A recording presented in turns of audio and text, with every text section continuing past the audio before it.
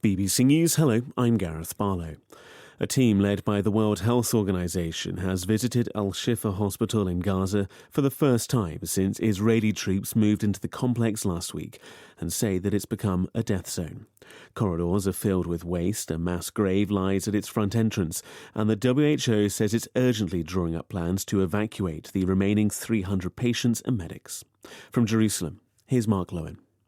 6 weeks into Gaza's nightmare, places of healing have become places of horror. The wounded no longer flock to Al-Shifa, but flee from it. But the World Health Organization says nearly 300 patients remain there, with 25 health workers. Some, it adds, have infected wounds due to a lack of antibiotics, and 32 babies are in extremely critical condition.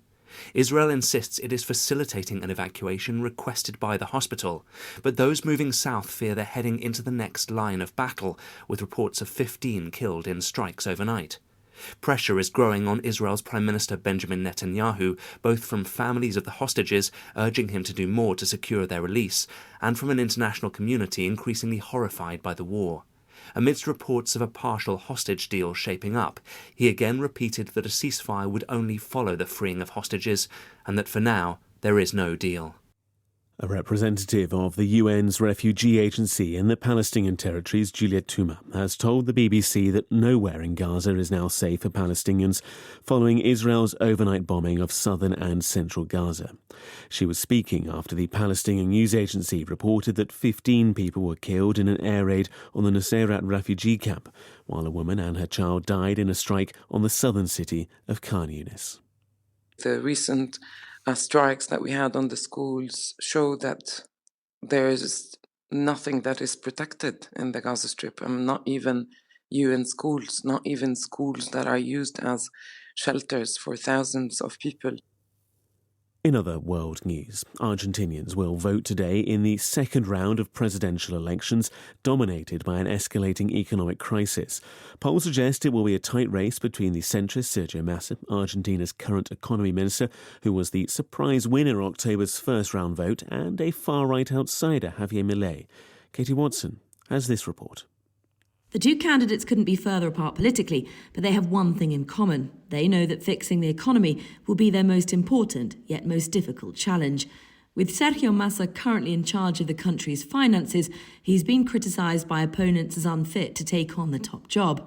Meanwhile, self-styled anarcho-capitalist Javier Milei has offered up some drastic solutions, like destroying the central bank and introducing the US dollar as Argentina's official currency. World news from the BBC. The authorities in the Ukrainian capital say Kiev has come under attack from waves of Russian drones for the second night in a row. The head of Kiev's military administration, Serhiy Popko, reported that multiple groups of unmanned aerial vehicles had approached the city from different directions, prompting several air raid alerts. Mr. Popko said around 10 of the drones had been intercepted. At least 8 people are reported to have died after the wall of an overpass collapsed as flash flooding hit Santo Domingo, the capital city of the Dominican Republic.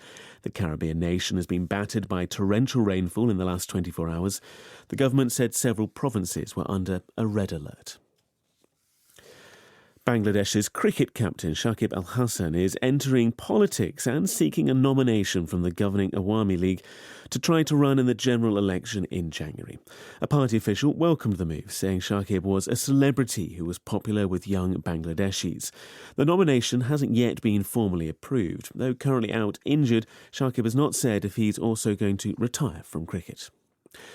Meanwhile, thousands of fans have begun filling the streets outside the world's biggest cricket stadium ahead of the final of the Men's Cricket World Cup. India will play Australia in the showpiece clash in the city of Ahmedabad, with the unbeaten hosts favourites to win an 11th successive game.